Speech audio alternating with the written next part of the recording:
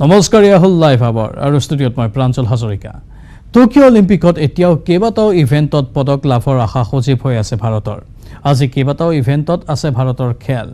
বন্দুক চালনাৰ অন্তিম শাখা অৰ্থাৎ পুৰুষৰ 50 মিটাৰ ত্ৰিঅস্থানিক ৰাইফল চালনাত বিশেষভাৱে আশা কৰা হৈছে। এই প্ৰতিযোগিতাৰ প্ৰথম পৰ্যায়ত অংশগ্ৰহণ কৰি যুৱ ৰাইফল শ্বুটাৰ ঐশ্বৰ্য প্ৰতাপ সিং তোমৰ, যাৰ বিশ্ব ৰেংকিং হৈছে দ্বিতীয়, আৰু অভিজ্ঞ সঞ্জীৱ ৰাজপুতে, যাৰ ৰেংকিং হৈছে ষষ্ঠ, তেওঁলোকে বহুখিনি অৱদান আগবঢ়াব বুলি আশা কৰা হৈছে। ভাৰতৰ আন সকলো শীৰ্ষ পৰ্যায়ৰ বন্দুক চালকে অলিম্পিকত শোচনীয় প্ৰদৰ্শন কৰিছে। গতিকে তোমৰ আৰু ৰাজপুতে শেষৰ দিনা ভাৰতীয় শ্বুটিঙৰ সন্মান ৰাখিব পাৰিব বুলি আশাবাদী দেশবাসীয়ে। ভাৰতীয় অশ্বাৰোহী ফৱাদ মিৰ্জাই নিজৰ অশ্ব চিগনেউৰ মেডিকোটৰ সৈতে অস্ত্ৰ চালনাৰ অন্তিম দিনৰ খেলত ভাগ ল'ব। আগদিনালৈকে তেওঁ 22 সংখ্যক স্থানত আছে। হকীৰ পুৰুষ দলে 40 বছৰৰ পিছত অলিম্পিকৰ পদকৰ বাবে খেলিবৰ সুবিধা পোৱাৰ এদিন পাছত আজি ভাৰতৰ মহিলা হকী দলেও সেই চেষ্টা কৰিব, যেতিয়া তেওঁলোকে শক্তিশালী অষ্ট্ৰেলিয়াৰ বিপক্ষে কোৱাৰ্টাৰ ফাইনেলত অংশগ্ৰহণ কৰিব।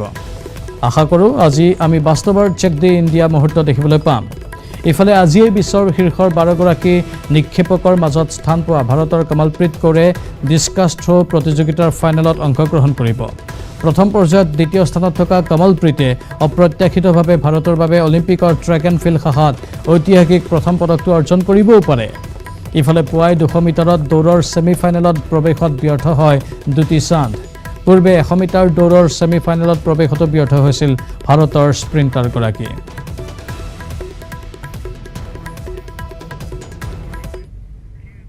টকিঅ' অলিম্পিকত শ্বাটলাৰ পি.ভি. সিন্ধুৰ ব্ৰঞ্জৰ পদক লাভ। তৃতীয় স্থানৰ বাবে হোৱা খেলত 21-13, 21-15 পোনপটীয়া ছেটত সিন্ধুৱে জয়লাভ কৰে। সিন্ধুৱে পৰাস্ত কৰিলে চীনৰ প্ৰতিদ্বন্দ্বীক। ক্ৰমাগত দ্বিতীয়বাৰৰ বাবে অলিম্পিকত পদক জয় সিন্ধুৰ। ৰিঅ' অলিম্পিকত ৰূপৰ পদক লাভ কৰিছিল পি.ভি. সিন্ধুৱে। অলিম্পিকত 2টা পদক একেলেঠাৰিয়ে অৰ্জন কৰা প্ৰথমগৰাকী ভাৰতীয় মহিলা খেলুৱৈ পি.ভি. সিন্ধু। পি.ভি. সিন্ধুক অভিনন্দন জনালে ৰাষ্ট্ৰপতি ৰামনাথ কোবিন্দে। অভিনন্দন জনালে অসমৰ মুখ্যমন্ত্ৰী হিমন্ত বিশ্ব শৰ্মাই।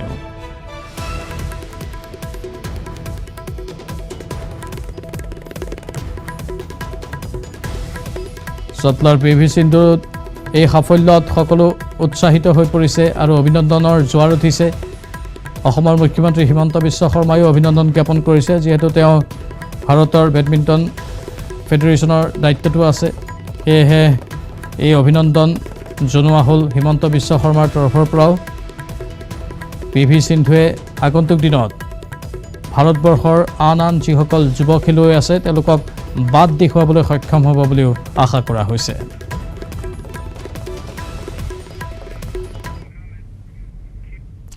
অলিম্পিকত ব্ৰঞ্জৰ পদক অৰ্জনৰ পাছতেই উৎফুল্লিত হৈ পৰিছে পি.ভি. সিন্ধুৰ পিতৃ মাতৃ আৰু শুভাকাংক্ষী। পৰস্পৰক মিঠাই খুৱাই তেওঁলোকে মনৰ আনন্দ প্ৰকাশ কৰিলে।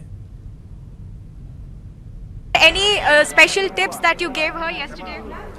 Yes. Generally, I tell her that you are playing this and this, and I told her that in Delhi you have lost to her very narrowly after leading 2016, and again I watched the match and all. So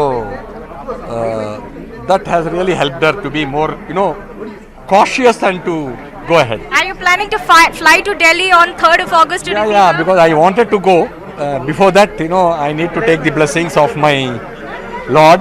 I'll go to Vijayawada, I'll have blessings, I'll take blessings and come. Any special request from Sindhu, what she wants to eat? I know she wants to eat an ice cream, probably a treat from the Prime Minister himself. But as parents, what are you No, preparing it's a great, really thankful to our Prime Minister Modi ji, because it's a great motivation to the child. When we spoke on Zoom, Sindhu, हम आपके साथ ice cream खाएंगे जब आप medal लेकर आओगे। ठीक है, गोल्ड मेडल सोचे हैं लेकिन नहीं मिली है, लेकिन मेडल ही होता है। ओलंपिक में मेडल जीतना उतना आसान नहीं है, तो बस इंतजार करेंगे। Last question, sir. The coach also was the first time that he is associated with Sindhu. Do you think that this is a winning combination for the future as well? Yes, I am very confident. I am very happy with the training of the coach, and I only pray and request Bai that he should be continued for next year Olympics and Asian Games and Commonwealth. फिर 2 साल के बाद फिर Olympic. So अगर ये coach continue होगा सिंधु के साथ, 2-3 good players also can be kept to दो लोग रहने से अच्छा होगा। 2 या 3 लड़की लोग सिंधु के साथ लगाने से ना, सिंधु के साथ वो लोग भी थोड़ा पॉलिश होंगे और they can also come and participate and represent the country. What a day. Thank you so much for speaking to CNN News 18. That was PV Sindhu's father, PV Ramana. Proud parents, 1.3 billion hearts swelling with pride for Hyderabadi girl PV Sindhu, who has made history by becoming the first Indian woman to win 2 Olympic medals. With video journalist Venkatesh Swastikadas for CNN News 18 in Hyderabad. ইফালে হকিটো পদক জয়ৰ সম্ভাৱনা সজীৱ কৰি ৰাখিছে ভাৰতীয় দলে সেমিফাইনেলত প্ৰৱেশ কৰিছে ভাৰতীয় হকি দলে 3-1 গলৰ ব্যৱধানত পৰাস্ত কৰিলে গ্ৰেট ব্ৰিটেইনক 41 বছৰ পাছত অলিম্পিকৰ সেমিফাইনেলত প্ৰৱেশ কৰিছে ভাৰতীয় হকি দলটোৱে এটা সময় আছিল ভাৰতবৰ্ষৰ বাবে সোণালী সময় হকিৰ ক্ষেত্ৰত কাৰণ ধাৰাবাহিকভাৱে ভাৰতে অলিম্পিকত সোণৰ পদক অৰ্জন কৰিবলৈ সক্ষম হৈছিল কিন্তু মাজতে যেন কৰবাত ব্যাঘাত জন্মি গ'ল সেই সোণালী সময়খিনিৰ বহু বছৰ ধৰি পদক অৰ্জনৰ পৰা বিফল হৈছিল ভাৰতীয় হকি দল 41 বছৰৰ ব্যৱধানৰ পাছত অলিম্পিকৰ সেমিফাইনেলত অৱশেষত ভাৰতীয় হকি দলটোৱে প্ৰৱেশ কৰিছে এতিয়া হকিটো পদক জয়ৰ সম্ভাৱনা সজীৱ হৈ আছে সেমিফাইনেলত প্ৰৱেশ কৰিছে ভাৰতীয় দলে 3-1 গলৰ ব্যৱধানত পৰাস্ত কৰিলে গ্ৰেট ব্ৰিটেইনক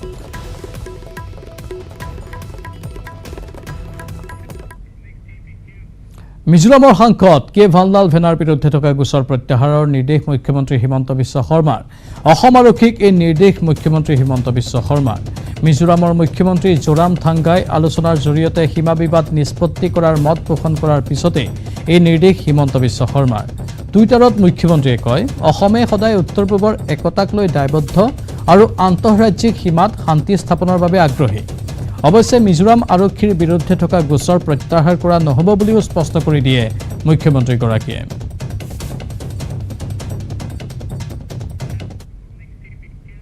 এবাৰ সোণাৰীত নাহৰ ফুটুকীৰ আতংক সোণাৰীৰ বানফেৰাত কুকুৰা গঁৰালত আবদ্ধ হ'ল নাহৰ ফুটুকী নিশাৰ ভাগতে খাদ্যৰ সন্ধানত আহি আবদ্ধ হ'ল নাহৰ ফুটুকীটো সোণাৰী পৌৰসভাৰ 6 নম্বৰ ৱাৰ্ডৰ ধুদৰ আলিৰ কাষৰ বানফেৰা নিবাসী ৰমেশ কেওটৰ কুকুৰা গঁৰালত সোমাইছিল নাহৰ ফুটুকীটো নাহৰ ফুটুকীটো চাবলৈ ভিৰ কৰে স্থানীয় ৰাইজে ইতিমধ্যে বন বিভাগ সেই স্থানত উপস্থিত হৈ নাহৰ ফুটুকীটো পিঞ্জৰাবদ্ধ কৰাৰ সকলো প্ৰচেষ্টা অব্যাহত ৰাখিছে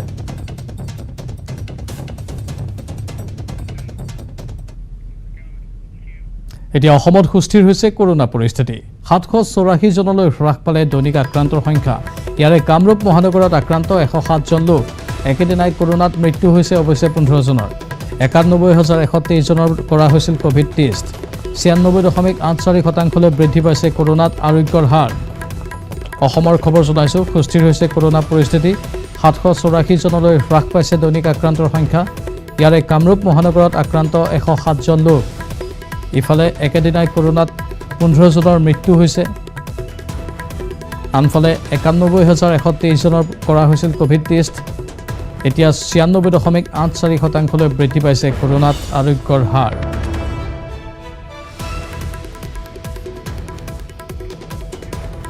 ওদালগুৰিৰ পানেৰীত বৃহৎ পৰিমাণৰ জাল নোট জব্দ দুজন লোকৰ পৰা আৰক্ষীয়ে জব্দ কৰে 2,78,500 টকাৰ জাল নোট মঙলদৈ ভেবাৰঘাট আস্থানত গোপন খবৰৰ ভিত্তিত পানেৰীৰ উত্তৰ কালিখোলা আৰু 1 নম্বৰ গৰিয়াঝাৰ গাঁৱত অভিযান চলাইছিল আৰক্ষীয়ে অভিযানত ৰফিকুল আলী আৰু জুন আলী নামৰ দুজন লোকক আটক কৰে দুয়োৰে জিম্মাৰ পৰা 557খন 500 টকীয়া জাল নোট উদ্ধাৰ কৰে আৰক্ষীয়ে ইতিমধ্যে লোক দুজনৰ বিৰুদ্ধে মঙলদৈ থানাত আবদ্ধ কৰি সোধপোছ অব্যাহত ৰাখিছে আৰক্ষীয়ে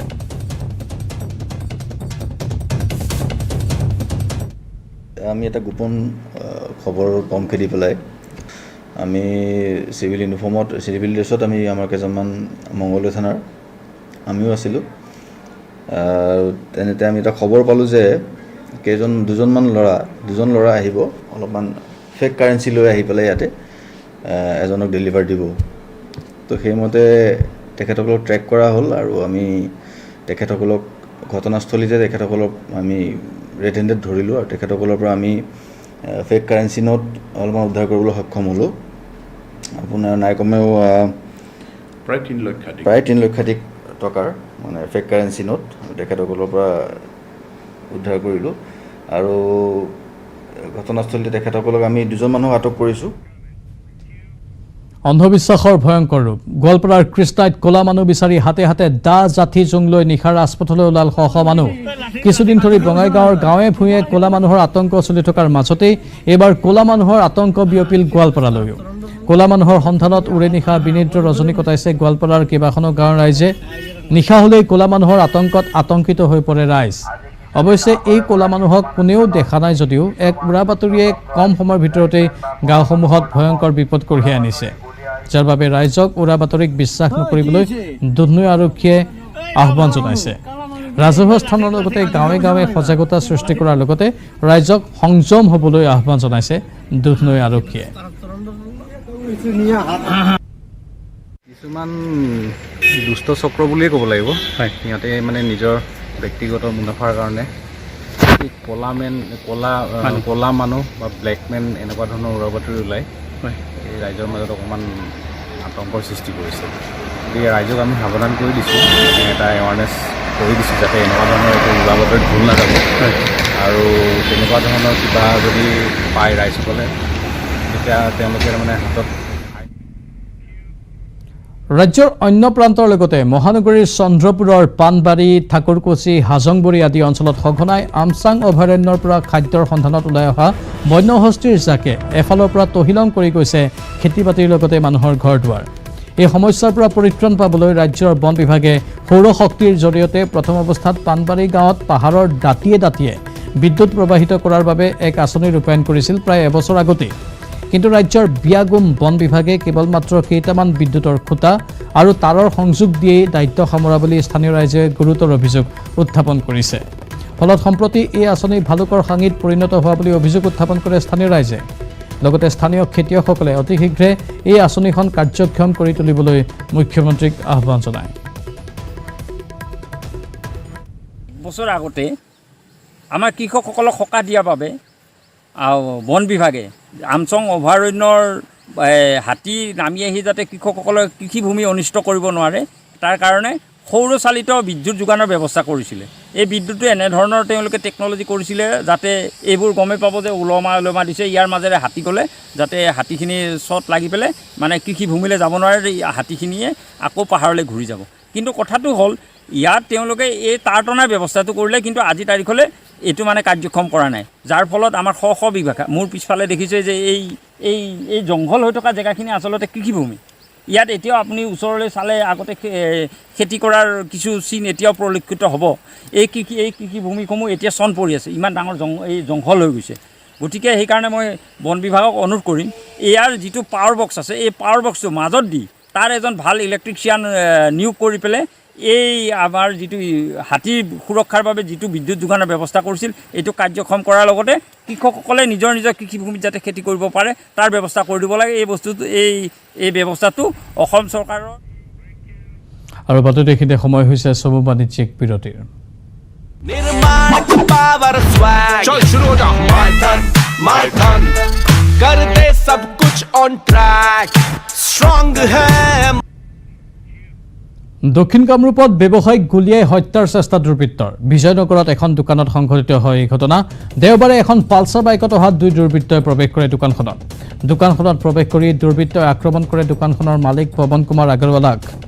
বহাৰ পৰা উঠাই আনি পিষ্টল দেখুৱাই গুলীওৱাৰ ভাবুকি দিয়ে কিন্তু পৱন কুমাৰ আগৰৱালাই আত্মৰক্ষাৰ চেষ্টা চলাই চিঞৰ বাখৰ কৰি পিষ্টলটো হাতেৰে খামুচি ধৰাত দুই দুৰ্বৃত্তই হেলমেটেৰেই আক্ৰমণ কৰিবলৈ ধৰে চিঞৰ বাখৰ শুনাৰ লগে লগে ওচৰৰ লোক আহি ভিৰ কৰাত মটৰ চাইকেলখন এৰি দুয়ো বিজয়নগৰৰ মাজমজিয়াৰ পৰাই মুহূৰ্তৰ ভিতৰতেই পলায়ন কৰে আহত পৱন কুমাৰ আগৰৱালাক চিকিৎসালয়ত ভৰ্তি কৰা হৈছে এই ঘটনা সন্দৰ্ভত আৰক্ষীয়ে তদন্ত অব্যাহত ৰাখিছে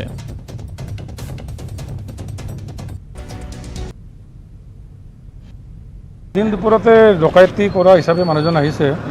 আহি মানে বন্দুক লৈ অহা বুলি শুনিছোঁ আৰু হেলমেট পিন্ধি আছিলে পাছত দোকানীজনক ধন দাবী কৰিছিলে ধন নিদিয়াতে তেওঁলোকক আঘাত কৰিছে বেয়াকৈ মাৰিছে আৰু আকৌ নাপায় তেওঁলোকে তাৰ পৰা দাউৰিলে আৰু দিন দুপৰতে এনেকুৱা ঘটনা বিজয়নগৰত ঘটাটো আমি মানে ভবা নাছিলোঁ যে এনেকুৱা ঘটনা হ'ব মানুহ দুজন আছিলে আৰু দুইফালে দাউৰিছে তেওঁলোকৰ বাইক আৰু মোবাইলটো ইয়াতে ধৰা পৰিছে আৰু আপোনাৰ CCTV কেমেৰাত তেওঁলোকৰ ফটো আহিছে আমি আশা ৰাখিছোঁ পুলিচ প্ৰশাসনে অতি সোনকালে ব্যৱস্থা কৰি এই অপৰাধীবিলাকক ধৰিব কৃষি পশুপালনেৰে স্বাৱলম্বী হোৱা মৰাণৰ খোৱাং হালধিবাৰীৰ একাংশ যুৱকৰ বাবে এতিয়া ত্ৰাসৰ কাৰণ হৈ পৰিছে বাঘ দিনৰ পোহৰতেই বাঘে চৰণীয়া পথাৰৰ পৰা ধৰি নিছে গৰু ছাগলী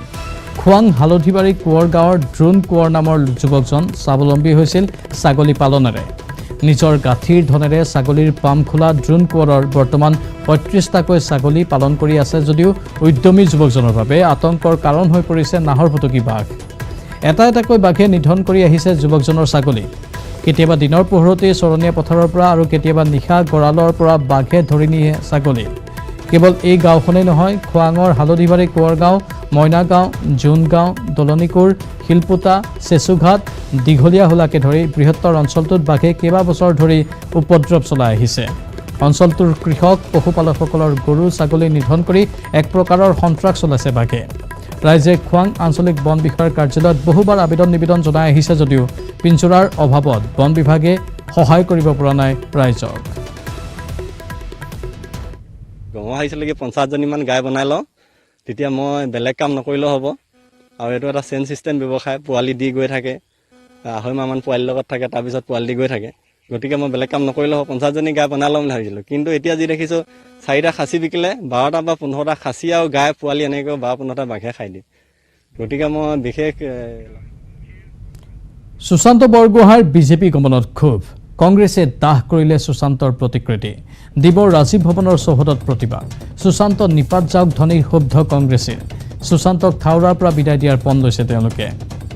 কালি সন্ধিয়াৰ ভাগত এনেধৰণে সুশান্ত বৰগোহাঁইৰ বিৰুদ্ধে প্ৰতিবাদ সাব্যস্ত কৰিলে কংগ্ৰেছীসকলে প্ৰতিকৃতি দাহ কৰিলে সুশান্ত বৰগোহাঁইৰ ডিমৰ ৰাজীৱ ভৱনৰ চৌহদত এই প্ৰতিবাদ সাব্যস্ত কৰা হয় সুশান্ত বৰগোহাঁই নিপাত যাওক ধনী দিলে কংগ্ৰেছীসকলে আৰু সুশান্ত বৰগোহাঁইক থাউৰাৰ পৰা বিদায় দিয়াৰো পণ ল'লে তেওঁলোকে থাউৰা সমষ্টিৰ ভোটাৰসকলক চৰম প্ৰতাৰণা কৰি সুবিধাবাদী ৰাজনীতি গ্ৰহণ কৰা প্ৰবঞ্চক ভণ্ড নেতা এটা সময়ত নিজকে গান্ধীবাদী দৰ্শনৰ মানে আদৰ্শৰে আদৰ্শিত বুলি কৈ আমাৰ মানুহক প্ৰলোভিত কৰা এই ভণ্ড নেতাজন বিজেপি দলত যোগদান কৰাৰ কাৰণে মই নাম ল'বৰ কাৰণে আচলতে লজ্জাবোধ কৰিছোঁ বিজেপি দলত যোগদান কৰাৰ পিছত আজি আমি সমূহীয়াভাৱে তেখেতৰ এই প্ৰতিকৃতি দাহ কৰিছোঁ আৰু দাহ কৰি তেখেতৰ এই প্ৰতিকৃতিৰ এই চিতা মানে আমি আচলতে পেলাব লাগে আমি নদীত ব্ৰহ্মপুত্ৰত বা আমি গংগাত পেলাব লাগে এইটো আমি লেট্ৰিনত পেলাবৰ কাৰণে চিন্তা চৰ্চা কৰিছোঁ তেওঁ যাতে এই কীটৰ লেট্ৰিনত থকা কীটৰ লগত যাতে মিলি যাব পাৰে 2020 চনৰ তুলনাত 2021 চনৰ জুলাই মাহত শক্তি বিভাগত প্ৰায় 300 কোটি টকা ৰাজহ বৃদ্ধি পাইছে দ্বিতীয়বাৰৰ বাবে হোৱা শক্তি বিভাগৰ পৰ্যালোচনা বৈঠকত ভাগ লৈ এই মন্তব্য মুখ্যমন্ত্ৰী হিমন্ত বিশ্ব শৰ্মাৰ লগতে জনালে শক্তি বিভাগত নিযুক্তিৰ কথাও 1600 পদৰ নিযুক্তিৰ বাবে পৰীক্ষা অনুষ্ঠিত হৈছিল এপিডিচিএলৰ অতি শীঘ্ৰে ফলাফল ঘোষণা কৰিব ৰাজ্য চৰকাৰে নতুনকৈ 4,80,000 লোক বিদ্যুৎ সংযোগৰ আওতাত আহিব অংগনবাড়ী আৰু প্ৰাথমিক বিদ্যালয়ত বিদ্যুৎ সংযোগ হ'ব চলিত বছৰতে সেয়া সম্ভৱ হৈ উঠিব প্ৰতিটো মাহত 1 তাৰিখে চৰকাৰী খণ্ডৰ বিল পৰিশোধ হ'ব 102 কোটি টকা মাহিলী লোকচানৰ সন্মুখীন হৈ আছে শক্তি বিভাগ 1,95,000 চাহ বাগিচা অঞ্চলত লোকে যাতে বিদ্যুৎ মাচুল দিব পৰা নাই তেওঁলোকৰ বাবেও চিন্তা চৰ্চা কৰা হৈছে চৰকাৰী সিদ্ধান্ত চাহ বাগিচাৰ শ্ৰমিক আৰু বিপিএলৰ লোকে এতিয়ালৈ দিবলগা ধনৰ কোনো চাৰ্জ দিব নালাগে লগতে দিবলগীয়া মাচুল 10টা কিস্তিত পৰীক্ষা কৰিলে হ'ল বুলিও উল্লেখ কৰা হৈছে 2020 চনৰ ফেব্ৰুৱাৰী মাহত আমাৰ ৰেভিনিউ কালেকশ্যন হৈছিল 421 কোটি কিন্তু 2021 চনত এই ৰেভিনিউ ফেব্ৰুৱাৰী মাহত নামি আহিলে 380 কোটি টকা ঠিক তেনেকৈ মাৰ্চত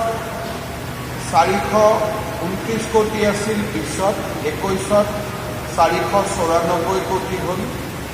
এপ্ৰিলত 271 কোটি 2020ত আছিলে 2021ত 398 কোটি